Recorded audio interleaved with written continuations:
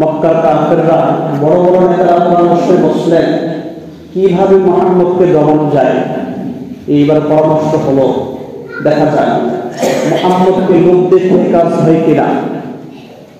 মক্কার বড় বড় নেতারা একত্রিত হয়ে মাগরিবের নামাজের সময় মুহাম্মদকে ডাকা হলো যে মক্কার বড় বড় নেতারা তোমাকে আহ্বান করেছে।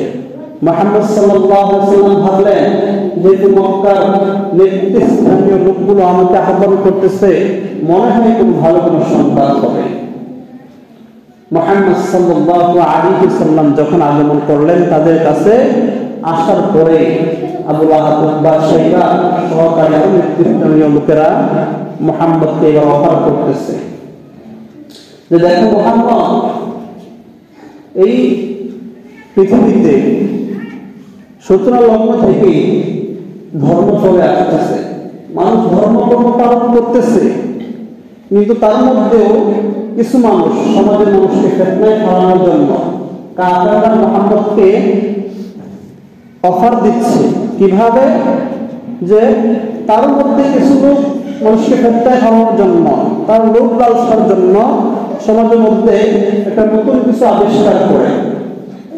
এখন আমরা তোমার কাছে কয়েকটা বিষয় পেশ করতেছি, তোমার যেটা ভালো মনে হয় তুমি সেটা গ্রহণ করবা।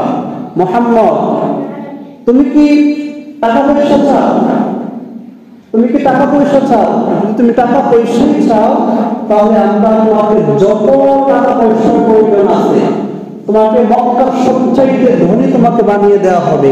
তারপরও তুমি টাকার বিনিময়ে হবে তুমি এই দাওয়াত দেওয়া থেকে তুমি বিরত থাকো। একের পর এক মুহাম্মদকে অফার করা হচ্ছে। যদি তাও না হয়, মুহাম্মদ তুমি ক্ষমতা চাও, তোমাকে মক্কার মধ্যে সবচাইতে প্রধান, সবচাইতে বড় যে লোক, এক কথায় তোমাকে আমরা বাদশাহ হিসেবে তোমাকে মনোনীত করব। কোন সিদ্ধান্ত তোমার অনুমতি ছাড়া আমরা সামনে এক পা আগাবো না। যদি তাও চাও, তোমাকে ক্ষমতা দেওয়া হবে, তারপরও তুমি ক্ষমতার বদৌলতে হবে তুমি এই ধর্ম থেকে তুমি পরিহার করো, তোমার কাছ থেকে তুমি বিরত থাকো। তোমার টাকার প্রয়োজন নাই, তোমার ক্ষমতার প্রয়োজন নাই, যদি তোমার নারীর প্রয়োজন হয়, নাউজুবিল্লাহ। মুহাম্মদ, তুমি যদি নারীর হও, তোমার যদি মনে হয় যে আমার সুন্দরী সুন্দরী নারীর প্রয়োজন রয়েছে, তোমাকে এই মক্কার মধ্যে সবচাইতে সুন্দর যে রমণীগুলো রয়েছে, ওই রমণী যদি তোমার পায়ের মধ্যে এসে পড়ে থাকবে, তারপরেও তোমার রমণের বিনিময় হলেও তুমি এই ধর্ম থেকে, তোমার কর্ম থেকে তুমি বিরত থাকো। যদি এটাও না হয় মুহাম্মদ, তাহলে বলো, অনেকের ভিতরে জিনেরা আসর করে ফেলে।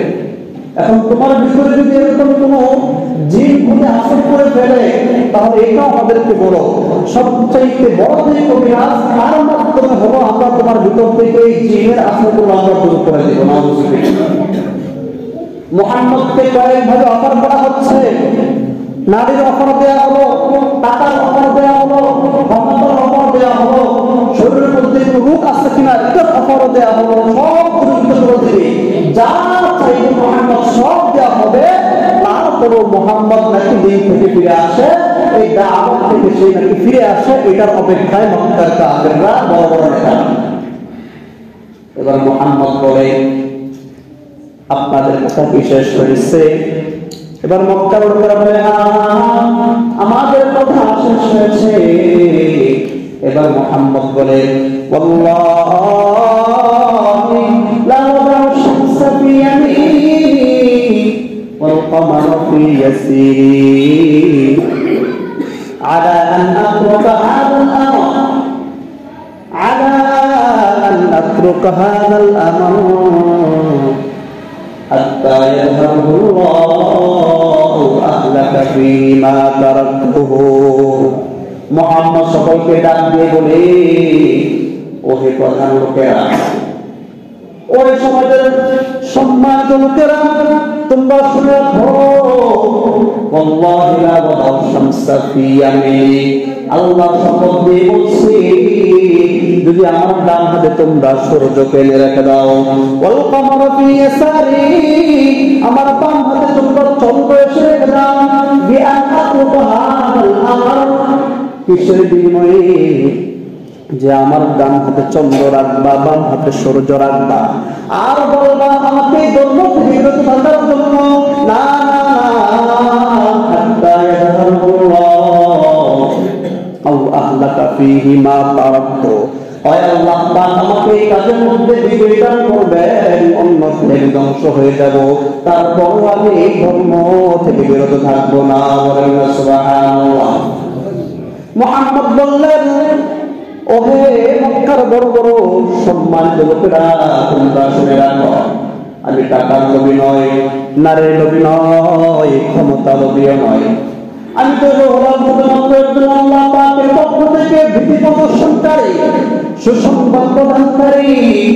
আল্লাহ পাক আমাকে রিসালাতের দায়িত্ব যে গ্রহণ করেছেন, আল্লাহ পাক আমাকে তোমাদের কাছে রিসালাতের দায়িত্ব যে গ্রহণ করেছেন, যে আল্লাহ পাক তোমাদের উপর আমাকে নবী রূপে প্রেরণ করেছেন, আমাকে এই মর্মে নির্দেশ দেওয়া হয়েছে যে তোমাদেরকে এই মর্মে তোমাদেরকে নির্দেশ প্রদান করে যে তোমরা যদি ভালো কাজ করো, ভালো কাজ করলে তোমরা দুনিয়া ও আখিরাতে তোমরা সেই ভালো কাজের পরিণাম তোমরা ভালো ফল পাইবা। আর যদি তোমরা খারাপ কাজ করো, তাহলে খারাপ কাজের জন্য তোমাদেরকে সতর্ক করার জন্য আল্লাহ রাব্বুল আলামিন আমাদেরকে সেই নির্দেশ দিয়ে প্রেরণ করেছেন। এখন যদি তোমরা আমাকে নবী রূপে মানো, যে রিসালাতের দাওয়াত তোমাদেরকে দিয়েছি, সেই রিসালাতের দাওয়াত যদি তোমরা গ্রহণ করো, তাহলে তোমরা দুনিয়া ও আখিরাতে তোমাদের পরিণামটা ভালো হবে। আর যদি তোমরা এই রিসালাতটাকে প্রত্যাখ্যান করো, তাহলে আমার এবং তোমার মাঝে আল্লাহ পাকের ফয়সালা পর্যন্ত আমি ধৈর্য ধারণ করব। সুবহানাল্লাহ। টাকাকে গ্রহণ করে নাই, ক্ষমতাকে গ্রহণ করে নাই, যত ধরনের লোভ লালসা ছিল মুহাম্মদকে দেখানোর জন্য, প্রত্যেকটা ধরনের লোভ লালসা মুহাম্মদকে দেখানো হয়েছে, তাও যদি মুহাম্মদের কাছ থেকে বিরত থাকে না। যারা প্রকৃতভাবে ইসলামকে মহব্বত করে, যারা প্রকৃতই মুসলমান, তারা কখনো টাকা ছেড়ে তারা প্রশ্রয় দিবে না, অর্থকে প্রশ্রয় দিবে না, ক্ষমতাকে প্রশ্রয় দিবে না। এদেরকে কোনো লোভ লালসা কখনো বাধ্য করতে পারে না। এটা হলো মুহাম্মদ সাল্লাল্লাহু আলাইহি ওয়াসাল্লামের আদর্শ। এবার মক্কার কাফের মুশরিকরা মুহাম্মদ এই আবেদনটাও গ্রহণ করলো না, তারা এবার অন্য পন্থা অবলম্বন করলো। মুহাম্মদ যেহেতু এই অফারটা গ্রহণ করে নাই, বা তাদের অন্য পরিকল্পনা, ঠিক আছে, এবার মুহাম্মদের সাথে আরেকটা আলোচনায় বসলো। ঠিক আছে মুহাম্মদ, তুমি যেহেতু এইগুলো গ্রহণ করো নাই, তাহলে আমরা তোমার ধর্ম গ্রহণ করবো, তবে শর্ত রয়েছে। কি শর্ত? শর্ত হলো যে তুমি তোমার প্রভুর কাছে বলবা, তুমি তোমার রবের কাছে বলবা, তুমি যদি সত্য নবী হয়ে থাকো, তোমার রবকে তুমি বলো উনি যেন আমাদের এই শহর থেকে, আমাদের এই দেশ থেকে পাহাড়গুলোকে দুর্বৃত্ত করে দেয়। নাউজুবিল্লাহ। তারপরে মুহাম্মদকে আবেদন করতেছে, তুমি সত্য নবী হলে তুমি তোমার প্রভুকে বলো আমাদের এই গ্রাম থেকে, আমাদের এই দেশ থেকে পাহাড়গুলোকে আল্লাহ পাক দূরে সরিয়ে দেওয়ার জন্য, আমাদের যে জায়গা জমি রয়েছে এগুলোকে প্রশস্ত করে দেওয়ার জন্য, এবং এগুলোর উপর দিয়ে ঝর্ণা প্রবাহিত হওয়ার জন্য তারপরে মুহাম্মদের কাছে আবেদন করবো। মুহাম্মদ সাল্লাল্লাহু আলাইহি ওয়াসাল্লাম আগে যে জবাব দিয়েছিলেন সেই একই উত্তর দিলেন। এবার তারপর দ্বিতীয়বার আবেদন করতেছে, ঠিক আছে মুহাম্মদ, বুঝলাম এটাও তুমি করবা না, তাহলে তুমি যদি সত্য নবী হয়েই থাকো, তাহলে আল্লাহ তাআলাকে বলো যে আল্লাহ পাক যখন একজন ফেরেশতাকে নবী হিসেবে আরেকজন নবী হিসেবে পাঠায়, যে তোমার কথা মুহাম্মদের কথাকে সত্যায়ন করবে। নাউজুবিল্লাহ। মুহাম্মদ আগে উত্তর দিলেন, বাট তাও হলো না। মক্কার কাফেররা এবার বলতেছে, তুমি তাও না করো, তাহলে তুমি তোমার খবর কাছে আবেদন করো, উনি যেন আমাদের জন্য স্বর্ণের পাহাড় নির্মাণ করে দেয়, স্বর্ণের অট্টালিকা বাড়িঘর নির্মাণ করে দেয়। মুহাম্মদ একই উত্তর দিলেন। এবার মক্কার বড় বড় নেতাদেরকে কিছু বললে তারা এমনিতে রাগ হয়ে যায়, নেতাদের কথা না শুনলে এমনিতে হ্যাঁ আমরা নেতা হয়ে একটা কথা বললাম তো তাও শুনে না। তো তাদের ক্ষেত্রে তাই হইল যে আমরা এত বড় বড় বংশের প্রধান, আমরা ছোট্ট একটা বালক, আমাদের কত ছোট, আমি কত ধরনের আবেদন করলাম, একটা আবেদন শুনলো না। তারা ব্যর্থ মনোরঞ্জন হয়ে ফিরে গেল। ফিরে যাওয়ার আগে বলতেছে, মুহাম্মদ তোমাকে আমরা এত সহজেই ছাড়ছি না, তোমাকে আমরা তোমার পিছনে নিয়ে তো রাখছি, লেগেই থাকবো। মুহাম্মদ সাল্লাল্লাহু আলাইহি ওয়াসাল্লাম তাদের এই কথা শুনে আতঙ্কিত হয়ে গেল। যাই হোক, এবার মক্কার কাফের মুশরিকরা ব্যর্থ মনোরঞ্জন হয়ে তারা বাইতুল্লাহ পাশ থেকে ফিরে গেল।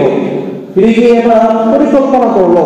পরিকল্পনা করার আগেই আবু লাহাব যে সবচাইতে বেশি রাসূলকে কষ্ট দিয়েছে, সে প্রথমেই রাগে খায়া যে এখন আর কোন স্থান নাই মুহাম্মদের, তোমরা যা করো করো না কেন, কালকে মুহাম্মদ যখন ফজর নামাজ এই বাইতুল্লাহ পড়তে আসবে, আমি একটা পাথর নিয়ে মুহাম্মদের মাথাকে ঠেকতে মুহাম্মদকে মেরে ফেলবো। হয় তোমরা এবার আমার সাথে সঙ্গ দাও কিংবা না দেবে।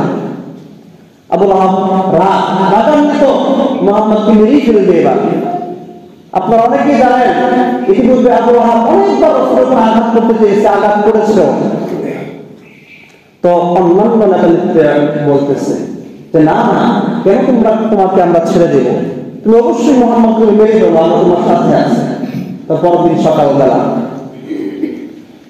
বাইতুল্লাহর আশেপাশে নেতাদের নেতৃবৃন্দরা আশেপাশে জমায়েত হয়ে রয়েছে। আর আবু লাহাব একটা বড় পাথর, যেটা সে উঠাতে পারে, একটা পাথর নিয়ে অতক্ষণা মুহাম্মদ কখন নামাজ পড়তে আসবে, তখন সিজদায় যাবে, তখন তার উপর আঘাত করবে। তো পরদিন সকালবেলা মুহাম্মদ নামাজ পড়তে এসেছে, নামাজ পড়তেছে একটা সময় সিজদায় যখন গিয়েছে, আবু লাহাব বিশাল এক পাথর নিয়ে আস্তে আস্তে মুহাম্মদ সাল্লাল্লাহু আলাইহি ওয়াসাল্লামের দিকে অগ্রসর হচ্ছে। মুহাম্মদের মাথায় আঘাত করবে, মুহাম্মদের মাথা ভেঙে দিবে, নাউজুবিল্লাহ। আস্তে আস্তে যখন অগ্রসর হচ্ছে, আর চতুর্দিকে নেতারা যারা আছে তারা দেখতেছে যে আবু লাহাব মুহাম্মদকে মেরে ফেলে যাচ্ছে। আবু লাহাব যখন রাসূল সাল্লাল্লাহু আলাইহি ওয়াসাল্লামের কাছে গেল, সাথে সাথে আবু লাহাব যেভাবে গেল তার চেয়ে নরম হয়ে অপরাধীরা যখন প্রশাসনের কাছে সারেন্ডার করে না, হাত উঠিয়ে এরকম আবু লাহাব সারেন্ডার করে ফেলছে। বলেন না সুবহানাল্লাহ। কি হলো? তো কয়েকজন নেতারা দৌড়ে আসলো, আবু লাহাব কি হয়েছে তোমার? তুমি যেভাবে মুহাম্মদকে মারতে গিয়েছিলে, তুমি তো ওইভাবে ফিরে আসছো না, তুমি তো ভীত সন্ত্রস্ত হয়ে ফিরে আসছো, কি হলো তোমার? তাকিয়ে দেখে আবু লাহাবের দুই হাত শক্ত পাথরের ভিতরে চলে গেছে, লোকগুলি, নাউজুবিল্লাহ।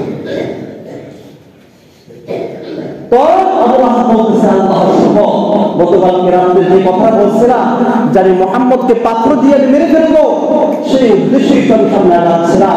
যখনই আমি মুহাম্মদের কাছে অগ্রসর হলাম, মুহাম্মদের কাছাকাছি গেলাম, তখন দেখলাম এত বড় একটা উট আমার সামনে হাত করে আসতেছে, এমন উট আমি জীবনেও দেখি নাই। বলেন না সুবহানাল্লাহ।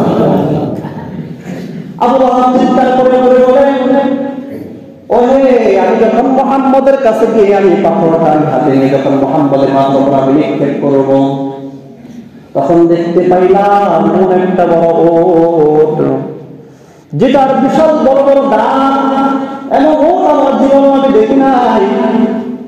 এমন বড় বড় পা, এমন বড় বড় শরীর আমি কখনো দেখি নাই। আল্লাহর শপথ করে বলছি, আমি যদি সামনে একটা বার অগ্রসর হইতাম, আমার মনে হয়েছে ওইটা আমাদের সাথে সাথে খেয়ে ফেলত। রাসূল সাল্লাল্লাহু আলাইহি ওয়াসাল্লাম বলেন, ওই যে আবু লাহাব উটের বর্ণনাটা দিয়েছিল, ওইটা আসলে উট ছিল না, এটা স্বয়ং জিবরাইল আমিন সাল্লাল্লাহু আলাইহি ওয়াসাল্লাম উটের আকৃতি ধারণ করেছিলেন। রাসূল বলেন, যদি আবু লাহাব আরেকটা পা সামনে অগ্রসর হইতো, তাহলে আবু লাহাবের ঘাড়টা লটকে দিত। সুবহানাল্লাহ। মুহতারাম হাজরিন, আবু লাহাবের কর্মকাণ্ড, আবু লাহাব সে নাই, সে কিন্তু এখন নাই। তাকে পুরো পৃথিবীর মানুষ ঘৃণা করে, মুসলমানরা ঘৃণা করে। কেন ঘৃণা করে? তার কর্মের কারণে, তার ব্যবহারের কারণে। আবুল আহাব তো চলে গিয়েছে, কিন্তু আবুল আহাবের যে দুষ্ট গুণাগুলো রয়েছে, যে খারাপ ওয়াজগুলো রয়েছে, এগুলো এখনো আমাদের সমাজের মানুষের মধ্যে কিছু মানুষের ভিতরে বিদ্যমান রয়েছে, থাকবে, কিয়ামত পর্যন্ত থাকবে। যারা আবুল আহাবের এই গুণগুলো গ্রহণ করবে, সে আবুল আহাব নয়, কিন্তু আবুল আহাবের সে অংশীদার, আবুল আহাবের অনুসারী। যারা আল্লাহর রাসূলকে পদে পদে অত্যাচার করেছে, তারা তো এখন নাই, কিন্তু সমাজের মধ্যে যারা ওয়ারাসাতুল আম্বিয়া, তারা নবীর ওয়ারিস ওলামায়ে কেরাম, তাদেরকে সমাজের কিছু মানুষ যাদের ভিতরে আবুল আহাবের গুণগুলো বিদ্যমান, তারা পদে পদে যুগ যুগ ধরে আনা ওলামায়ে কেরামের উপর, ওয়ারাসাতুল আম্বিয়াদের উপর জুলুম নির্যাতন করে আসছে, এখনো আছে, তারা কিয়ামত পর্যন্ত থাকবে। তাদের প্রতিফলগুলো কি হবে, তাদের পরিণামগুলো কি হবে, সেটা আল্লাহ পাক বিভিন্ন জায়গায় বিভিন্ন ভাবে বলে দিচ্ছেন। ওয়ারাসাতুল আম্বিয়া, নবীর ওয়ারিস, এটা এমনি রাসূল বলেন নাই, আর উলামা ওয়ারাসাতুল আম্বিয়া, উলামায়ে কেরাম নবীর ওয়ারিস, এটা রাসূলের মুখ থেকে বলে দিয়েছেন। তো তাই নয়, আল্লাহ পাক বলতেছেন ইন্নামা ইয়াখশাল্লাহু মিন ইবাদিহিল উলামা। আরে দুনিয়ার মধ্যে যত বান্দা রয়েছে, সবথেকে বেশি যারা আল্লাহকে ভয় করে তারা হলো উলামায়ে কেরাম। পিছনে আপনারা লেগে থাকেন, আমাদের সমাজের মানুষ লেগে থাকে কেন? এই উলামায়ে কেরাম আছে বিদায় আজকে আমি এখন শান্তিতে আছি। আল্লাহ রাসূল বলেন ইন্নাল্লাহা লা ইয়াকুযুল ইলমা ইনতিজাআন ইয়ানতাজিউহু মিনাল ইবাদ। আল্লাহ তাআলা এই জমিন থেকে, এই দুনিয়া থেকে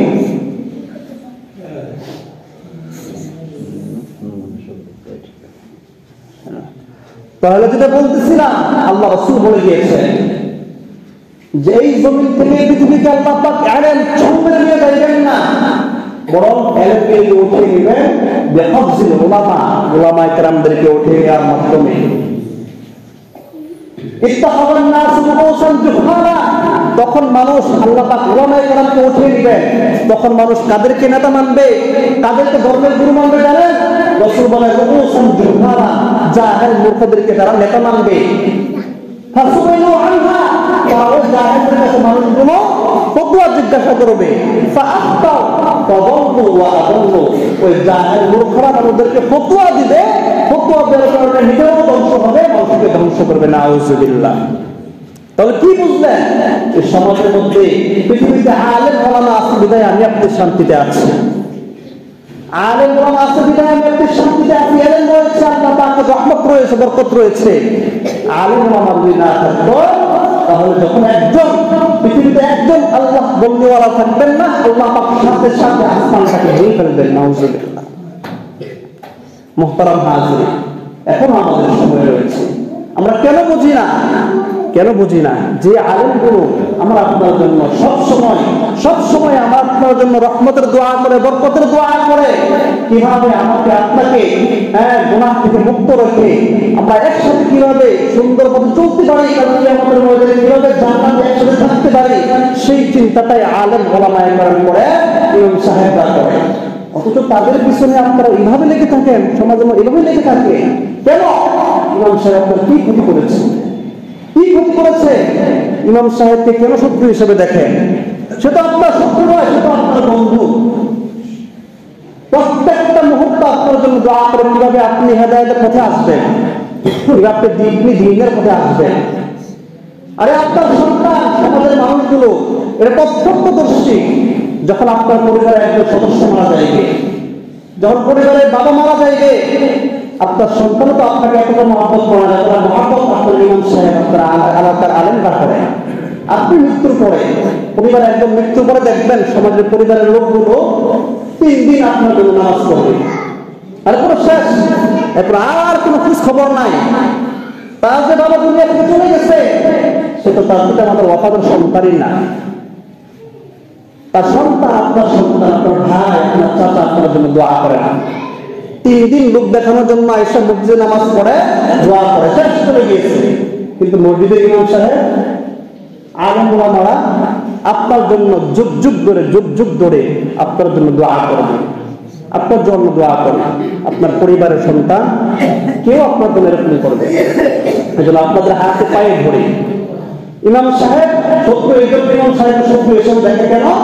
কারণ ওই যে ইমাম সাহেব সুদের কথা বলে, ঘুষের কথা বলে, জুলুমের কথা বলে, তখন যে সুদ খায় সে ইমামের পিছনে লাগে যায়। হ্যাঁ, আমি সুদের কথা কেন বলবো?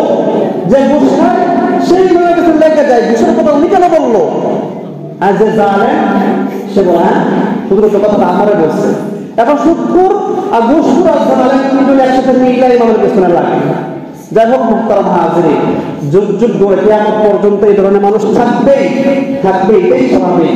আবু লাহাব ছিল সে রাসূলকে নির্যাতন করেছে, উতবা সাহেবরা নির্যাতন করেছে, এরপরে যত আল্লাহ ওয়ালা বুজুর্গরা ছিল এভাবে মানুষকে দ্বীনের মধ্যে আহ্বান করেছে, আর ততই বাতিল ছিল, জালেম ছিল, আর এদেরকে মাজলুম বানিয়েছে। আল্লাহ পাক আমাদেরকে আপনাদের কাছে আকুল আবেদন আলেমদেরকে শত্রু হিসেবে দেখবেন না, এরা আপনাদের বন্ধু, এতটাই আপনাদের আবেদন, এদেরকে বন্ধু হিসেবে গ্রহণ করুন, এদের কাছ থেকে দোয়া নেই। কারণ আলেমদেরকে অসম্মান করলে আল্লাহ রাসূলের কলেজে আঘাত পায়। কথা লম্বা করবো না, এই জন্য মুহতারাম হাজিরিন, রাসূল সাল্লাল্লাহু আলাইহি ওয়াসাল্লামের সিরাত নিয়ে আলোচনা শুনছিলাম। রাসূলের সিরাত নিয়ে যেহেতু আলোচনা শুনছিলাম, আলোচনার উদ্দেশ্য একটাই, যেন আমরা আমাদের ভিতরে রাসূলের সুন্নতগুলো আমাদের শরীরের ভিতরে ফিট করতে পারি। তাহলে আপনার এই আলোচনাগুলো কামিয়াব হবে, সফলতা হবে। এই জন্য আমরা কি পারবো না? যতদিন আমরা বেঁচে থাকি আমাদের বডির ভিতরে আমাদের সমাজটাকে সুন্নত দিয়ে রাখানোর জন্য পারবো কিনা? ইনশাআল্লাহ যদি পারি তাহলে আজকে থেকে আমরা প্রতিজ্ঞা করি, আমরা আমাদের একমাত্র আজকে টার্গেট হলো, কাজ হলো, আমরা নামাজের পরে অনেকে আমরা সুন্নত না পড়ে চলে যাই, তাহলে কি বয়ান করে কি লাভ হবে? এটা প্রমাণ হবে আসলে কি আপনি রাসূলের সুন্নতকে ভালোবাসেন কিনা।